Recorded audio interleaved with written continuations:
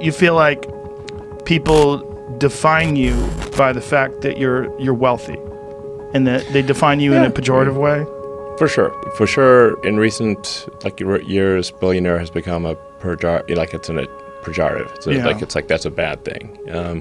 Which I think doesn't make a lot of sense in most cases. If you basically organized a company, how does this wealth arise? It's if you organize people in a better way to produce products and services that are better than what existed before, and you have some ownership in that company, then that essentially gives you the right to allocate more capital. So there's a conflation of consumption and capital allocation. When you say Warren Buffett, for example, and to be totally frank, I'm not his biggest fan, but he does a lot of capital allocation, and he reads a lot of sort of annual reports of companies and all the accounting, and it's pretty boring, really. And he's trying to figure out does Coke or Pepsi deserve more capital? It's kind of a boring job if you ask me. It's still a thing that's important to figure out, like which is a company deserving of more or less capital? Should that company grow or expand? Is it making products and services that are better than others or worse? And if a company is making compelling products and services, it should get more capital, and if it's not, it should get less or go out of business. Well, there's a big difference too between someone who's making an incredible amount of money designing and engineering fantastic products versus someone who's making an incredible amount of money by investing in companies or moving money around in the stock market or doing things along those lines.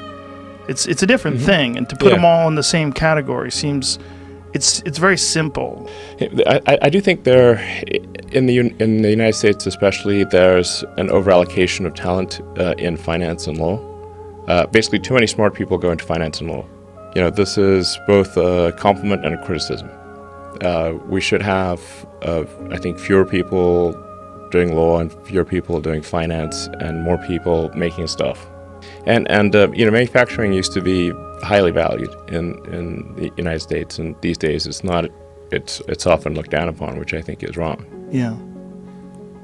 Or making anything really, or providing a valuable service, like providing good entertainment, good information. These are all valuable things to do. So yeah, there should be more of it. Now you're in the middle of this strange time where you're selling your houses. You say you don't want any material possessions, and why are you doing that? I'm slightly sad about it, actually, but I think possessions kind of weigh you down. They're kind of an attack vector. People say, "Hey, billionaire, you got all this stuff." Like, well, now I don't have stuff. Now what are you going to do? Did you have a moment where, is this something this idea of getting rid of your material possessions, is this something that built up over time? Or did you have a moment of realization where you realized that? Yeah, I've been thinking about it for a while. Part of it is I have a bunch of houses, but I don't spend a lot of time in most of them. And that doesn't seem like a good use of assets. Like somebody could probably be enjoying those houses and get better use of them than me. So